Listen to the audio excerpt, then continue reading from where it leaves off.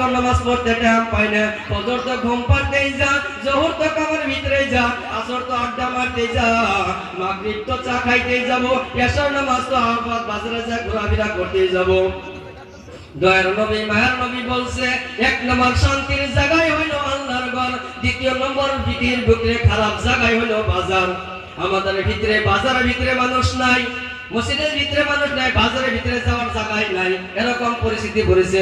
মুহতারাম হাজিরিন, পেয়ারা মুসলমান, আজকে যে সভা দিছে, যে আনন্দ ফুর্তি করবার দিছে, বাজারের ভিতরে যায় দেখেন এরকম মানুষ আছে দাড়ি পাকা রয়েছে, এই প্যান্ডেলে বসা বাদ দিয়ে বাজারে ঘোরাফেরা করতেছে।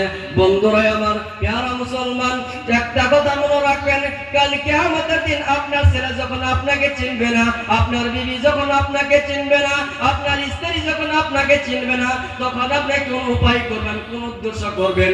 বন্ধুরা আমার, বাবা জানলা আমার, এখন যেরকম আছে, দয়ার নবীকে সাহাবীগণ একদিন হজ করলো, ইয়া রাসূলুল্লাহ, ইয়া হাবিবাল্লাহ, আমার মরণটা কিরকম ফাঁকে আছে, আমার মরণটা কিরকম দূর আছে। হুজুর পাক সাল্লাল্লাহু তাআলা আলাইহি ওয়াসাল্লাম ইরশাদ করে সাহাবীগণকে বলল, ইয়া সাহাবীগণ শুনে রেখে দাও, জেনে রেখে দাও, তুমি যখন নামাজ পড়বা, নামাজ পড়ে ডান মেরে সালাম ফিরেতে ফিরেতে তুমি বাম মেরে সালাম না ফিরেতে পারো, তোমার মরণটা এরকম কবুল হইছে।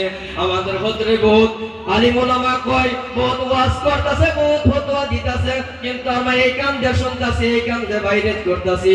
বন্ধুরা আমার, বাবা জানলা আমার, আমাদের ভিতরে ছেলে মেয়ে বহুত কম। আজকে 2025 সালে এসে একটা বাড়ি দিছি, 2026 সালে একটা গাড়ি কিনবো আর একটা বাড়ি করবো, এরকম নিয়ত করি।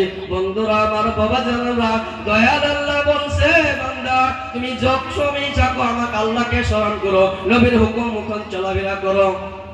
বন্ধুরা আমার, আমাদের ভিতরে যদি কিছু পরিমাণ ঈমান না থাকে, নবীর দাড়িটা বন্ধ রাখেন, 5 ওয়াক্ত যাকাত আপনি কাম ছেড়ে দেন না, কামও করেন, আপনি রোজগারও করেন। আপনি রোজগার না করলে আপনার বিবি চলবো না, আপনি রোজগার না করলে আপনার সংসার চলবো না। বন্ধুরা আমার, বাবা জানরা আমার, আপনি কাম করেন, টাইম পারলে আল্লাহর রাস্তায় একটা টাইম আপনি আল্লাহর রাস্তায় হাজির হন, ফজর হোক, জোহর হোক। যেরকম দুনিয়ার বুকে সরকারি চাকরি করলে 5 দিন কামাই দিলে আপনার যেরকম বেতন কাটা যা, আল্লাহর রাস্তায় তো আপনি 5 ওয়াক্তের জায়গায় 1 ওয়াক্ত নামাজ নামাজ পড়তেছেন না, আল্লাহর দরবারে তো সব হাজিরা আপনার গায়ে হাজিরা পড়তেছে। মুহতারাম হাজিরিন, টাইম দিছে মাত্র 10 মিনিট।